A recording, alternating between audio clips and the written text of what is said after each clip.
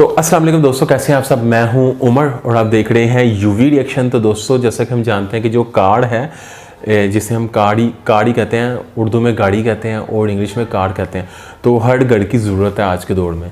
तो पाकिस्तान के अंदर अगर मैं कार की बात करूं तो भाई बहुत एक्सपेंसिव कार होती हैं। अगर मैं सुजुकी आल्टो की अगर बात करूं तो मुझे पता नहीं है कि इंडिया में सुजुकी आल्टो का नाम क्या है।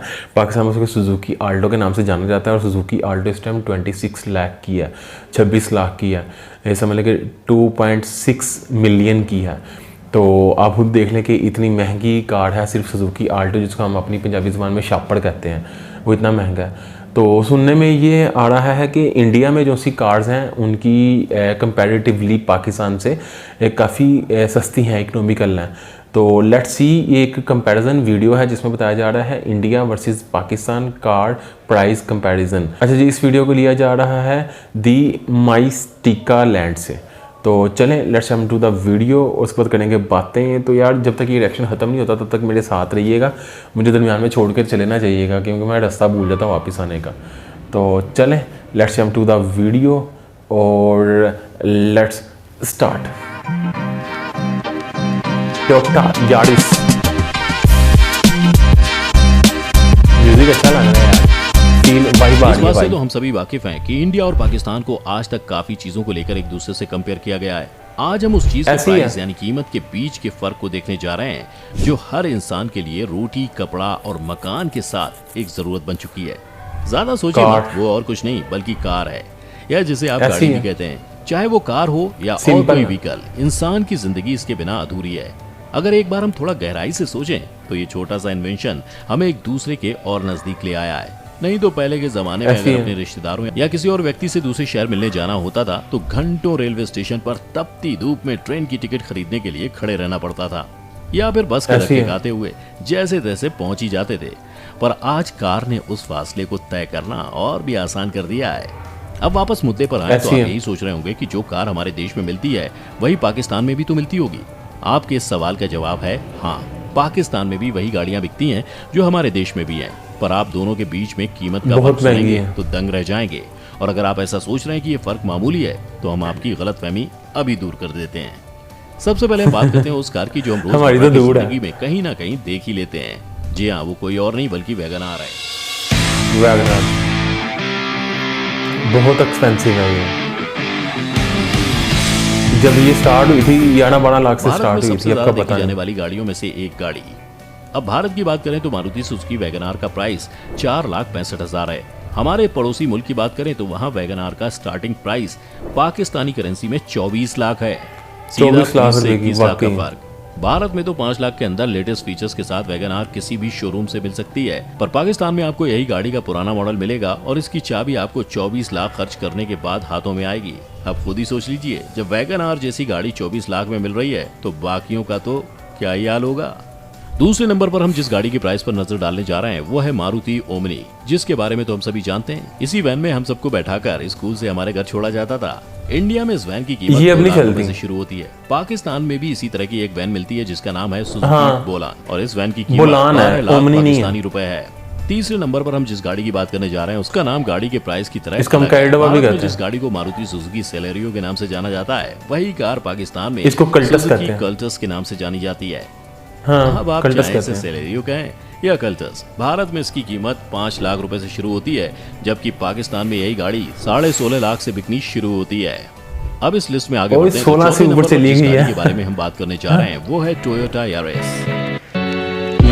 26-27 लाख पे लॉन्च हुई थी यारिस, अब तो इससे भी महंगी हो गई, बहुत एक्सपेंसिव हो गया यार। इस गाड़ी की भारत में कीमत 9 लाख से शुरू होती है और पाकिस्तान में इसी नाम से बिकने वाली टोयोटा यारिस 25 लाख से शुरू होती है। और ये बात ऐसी है 25-26 लाख। इस गाड़ी का भी पुराना मॉडल आपको 25 लाख में मिलेगा, पर भारत में इसी गाड़ी का अपडेटेड मॉडल आपको सिर्फ 9 लाख खर्च करने पर आसानी से मिल सकता है। 5वें नंबर पर जिस गाड़ी की हम बात करने जा रहे हैं वो है भारत में काफी लोगों की पसंद स्विफ्ट डिजायर। ये भी बहुत महंगी है, ये 25-26 लाख के करीब थी।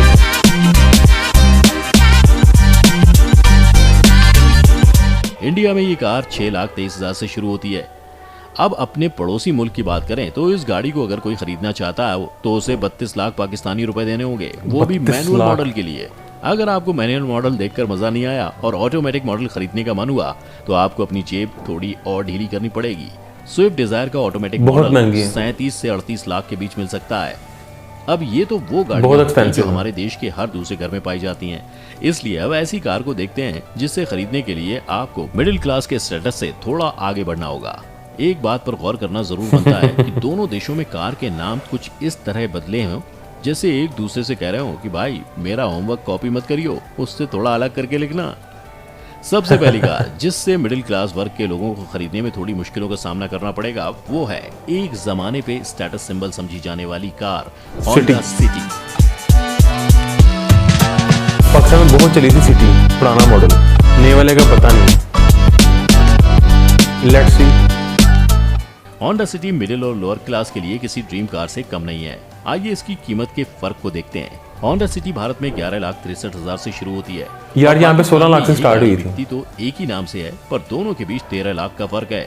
पाकिस्तान में होंडा सिटी 24,50,000 रुपए से शुरू होती है।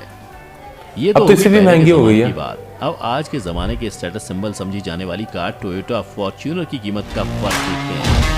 बहुत महंगी है फॉर्च्यूनर, ये हाई स्टेटस कार।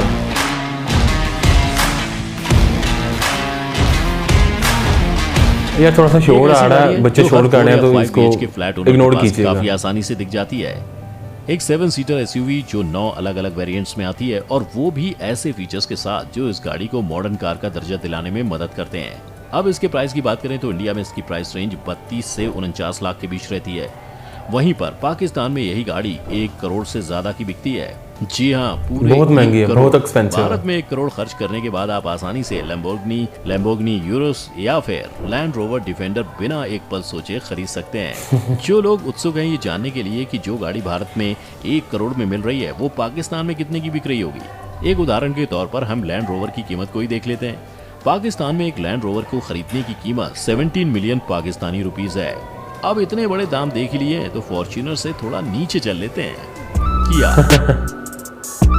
किया स्पोर्टेज।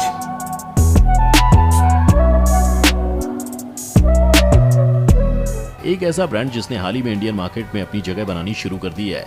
किया 2 में साल बहुत पहले तेजी लोग से इस है। गाड़ी को खरीदने किया के लिए पाकिस्तान में 12 बहुत महीने तेजी तक से है। वेटिंग भी करने को तैयार थे। किया भारत की मार्केट में इतनी जल्दी अपनी जगह कैसे बना पाई, उसके पीछे का राज किया की खूबसूरत डिजाइन्स और एक से एक नए फीचर से भरी होने के पीछे छुपा है। इंडिया में किया 7 लाख के प्राइस रेंज से शुरू होती है। अब दूसरी तरफ देखें तो यही गाड़ी पाकिस्तानी करेंसी में 68 लाख से शुरू होती है। इन सभी गाड़ियों की कीमत में इतना फर्क सुनकर आप समझ ही गए होंगे कि पाकिस्तान में गाड़ी खरीदना इतना मुश्किल क्यों है। अब इनकी कीमत बहुत देखने के मुश्किल बाद है। एक और सवाल उठता है कि आखिर पाकिस्तान में ऐसी कौन सी गाड़ी है जिस पर सस्ते का टैग लगाया जा सकता है। यूनाइटेड ब्रावो पाकिस्तान में आज के टाइम में बिकने वाली सबसे सस्ती गाड़ी है। अब इस गाड़ी की कीमत फाड़क पाकिस्तानी गाड़ी है। करेंसी में 13 लाख की पड़ती है। ये गाड़ी सिर्फ और शापर। सिर्फ पाकिस्तान में ही बिकती है। पाकिस्तान की automobile manufacturing company auto United industries इसे बनाती है। इससे पहले पाकिस्तान की सबसे सस्ती गाड़ी कोई और नहीं बल्कि मारुति सुजुकी मेहरान थी। 800 थी, जो पाकिस्तान में सुजुकी मेहरान के नाम से जानी जाती थी। इस फाड़क गाड़ी की गाड़ी। कॉस्ट पाकिस्तान में 6 से 7 लाख के बीच में थी। आखिर पाकिस्तान में कोई भी कार बाकी देशों के मुकाबले इतनी महंगी क्यों बिकती है? इस सवाल का सीधा सा जवाब है पाकिस्तान इंडिया या चीन की तरह एक बड़े स्केल पर गाड़ी मैन्युफैक्चर नहीं कर पाता। पाकिस्तान इन सभी कार्स को असेंबल जरूर करता है पर ये सभी पार्ट्स को बाहर से इंपोर्ट किया जाता है। इसके अलावा गाड़ियों के प्राइस बढ़ने का एक और भी कारण है कार का कंज्यूमर से पहले काफी सारे प्रोडक्शन और मार्केटिंग चैनल से पास होना भी। तीसरा रीजन रॉ मटेरियल के इंपोर्ट पर काफी ज्यादा टैक्स लगना। अगर आप इन सब की कॉस्ट को एक साथ जोड़ दें तो डीलर को टैक्स इनमें बहुत बेचने ज्यादा। के बाद ज्यादा प्रॉफिट मार्जिन नहीं बचता है।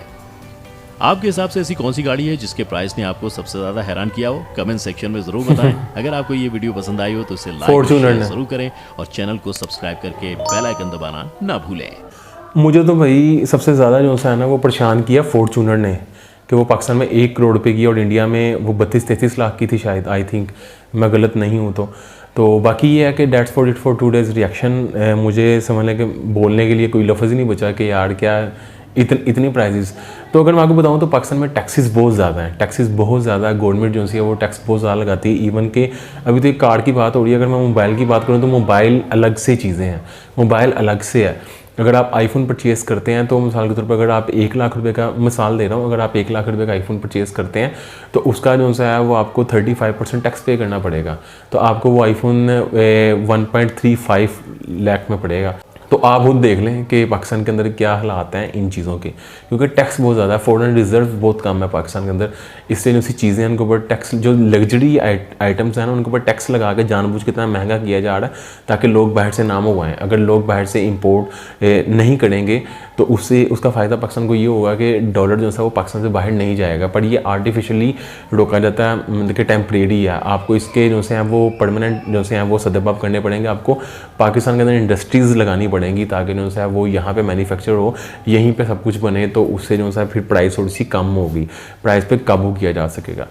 तो चलें, होप फॉर द बेस्ट। और ये मेरे रिएक्शन था, आपको रिएक्शन कैसा लगा आप मुझे कमेंट्स बॉक्स में बता सकते हैं। तो इस चैनल पे आ गए तो चैनल को सब्सक्राइब कीजिएगा, सब्सक्राइब किए बगैर नहीं जाइएगा। तो दोबारा मुलाकात होगी ऐसी किसी मज़े की वीडियो से। तब तक के लिए अपना बहुत ज़्यादा ख्याल रखें। Stay safe, keep smiling and खुदा हाफिज़।